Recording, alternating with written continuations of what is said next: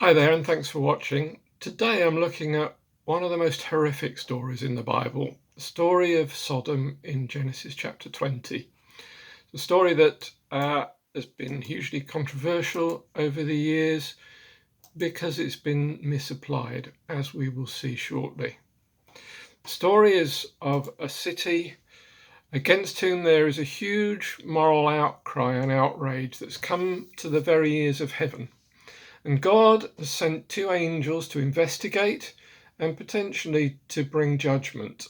And they arrive at Sodom in the evening, and it's Abraham's nephew Lot who is at the gate of the city and meets them. And it's Lot, not a native of the city, but an immigrant, who offers them a room and a meal in his house. The men had intended to sleep in the city square, but in verse 3 of Genesis 20, it says that Lot insisted so strongly that they did go with him and entered his house.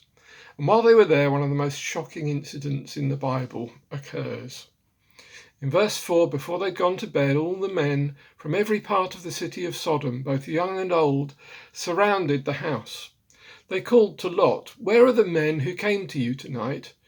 Bring them out to us so that we can have sex with them." Lot went outside to meet them and shut the door behind him and said, "No, my friend, don't do this wicked thing. Look, I have two daughters who've never slept with a man. Let me bring them out to you and you can do what you like with them. But don't do anything to these men, for they've come under the protection of my roof." "Get out of our way," they replied. "This fellow came here as a foreigner and now he wants to play the judge. We'll treat you worse than them." They kept bringing pressure on Lot and moved forward to break down the door. But the men inside reached out and pulled Lot back into the house and shut the door. Then they struck the men who were at the door of the house, young and old, with blindness, so that they couldn't find the door. For years, everyone's made a big thing about the homosexual or maybe bisexual nature of the behavior of these guys. But if you look even just below the surface, it should be obvious to anyone with a vestige of decency that at most is a side issue. It's hardly even worth mentioning compared with what's going on here. We have a gang of men, not an isolated group, but from all over the city, prowling the streets at night, planning the violent gang rape and probably the murder of two visitors who culturally, morally and legally were entitled to their protection. That is why you went into a city at night, was for protection and safety. And Lot's proposed solution is to offer them his own daughters, who were both virgins and both pledged in marriage to two other men. This is just so wrong by any standard, and yet he must have been so desperate. He's done the right thing, but now he's totally up against it. He's invited these men in and given them hospitality, and now he's under this awful pressure. And frankly, the gender of the victims and of the perpetrators is completely irrelevant to the moral questions of this story. Almost nowhere in the history of the world would any of this have been considered generally acceptable. Not only law and order has broken down, but common decency and humanity and the cultural norms of the day have completely broken down inside this city. And this is not an isolated incident. Lot's determination to get the men behind the locked door of his home speaks volumes. He knew the city square at night was not a safe place for those men. He was expecting something like this. Stuff like this has happened before. This is in the nature of the city. No wonder there is moral outrage at what's going on inside the walls. In the Middle East generally, and particularly among nomadic tribes, there is and always has been a strong culture of hospitality. It was a point of honor to offer hospitality to the stranger.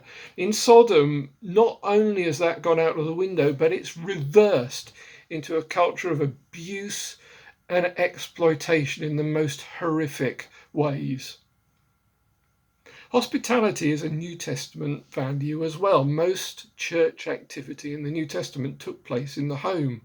In the book of Hebrews, chapter 13, the writer says, "Do not forget to show hospitality to strangers, for by doing so, some people have shown hospitality to angels without knowing it." And you wonder whether the writer had this story in mind when he said that. Now, I've got to admit, I'm a bit rubbish at hospitality generally, and in lockdown, of course, it's really hard. But you can still keep in touch with people. You can meet out of doors one-to-one. The company I work for is, just in the coming week, is paying for everyone to have a takeaway at home, and we're going to have a go-to meeting and a social event online and share a meal that way, which is brilliant. So there are creative ways that we can get around this. It is possible to be hospitable.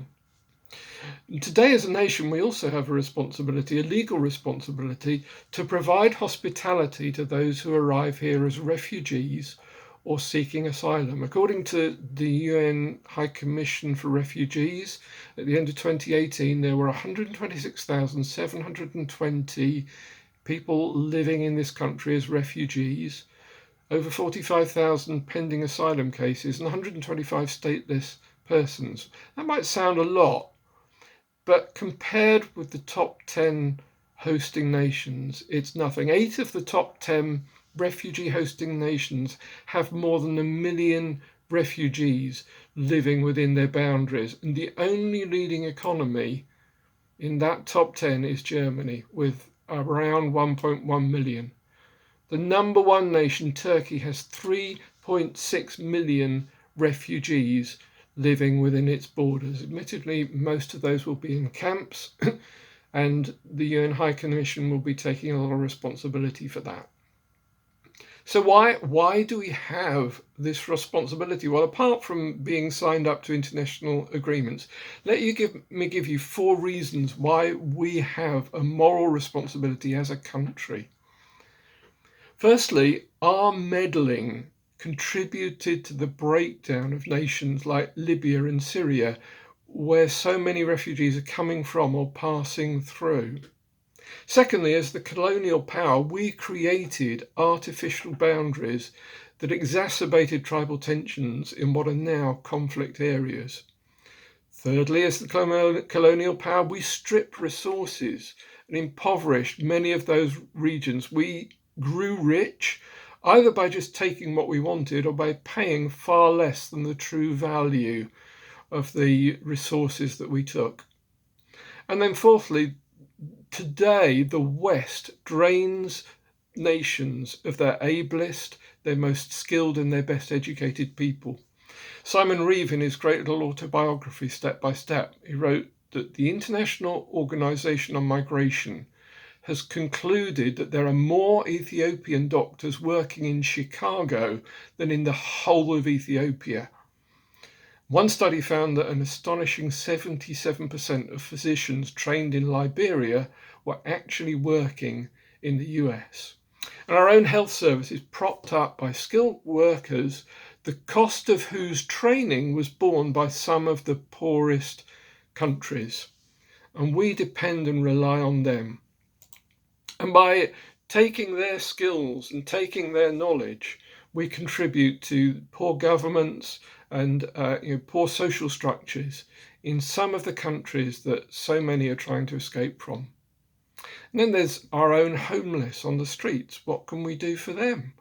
I always intend to stop and talk, but somehow I always seem to meet homeless people when I'm on a deadline and in a hurry, and it's easy just to walk by and ignore them.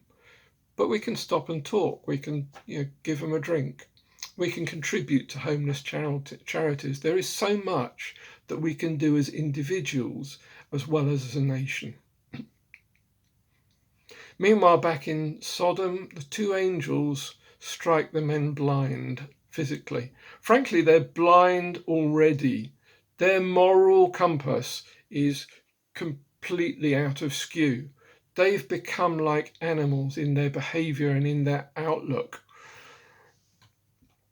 And even if they hadn't intended such horrible abuse, just by leaving those men out in the cold, they betrayed their own culture and humanity. Lot, on the other hand, invites the men into his own home. He provides food, shelter, drink, and protection. And in so doing, he demonstrates the love of God, God who has taken that role towards Lot and Abraham as provider and protector. What a wonderful example that he set in that initial act of hospitality. So my ending prayer today is for those who are refugees, those who are outside, those who are in the cold, those who are homeless, those who are lonely and isolated, and for us. May God help us to find creative and useful ways to reach out, to acknowledge them, to interact with them, and to somehow to begin to provide for the needs that they so have. So God, give us wisdom, give us grace, give us courage and determination, and Father, help us not to shy away from our own responsibility. Amen.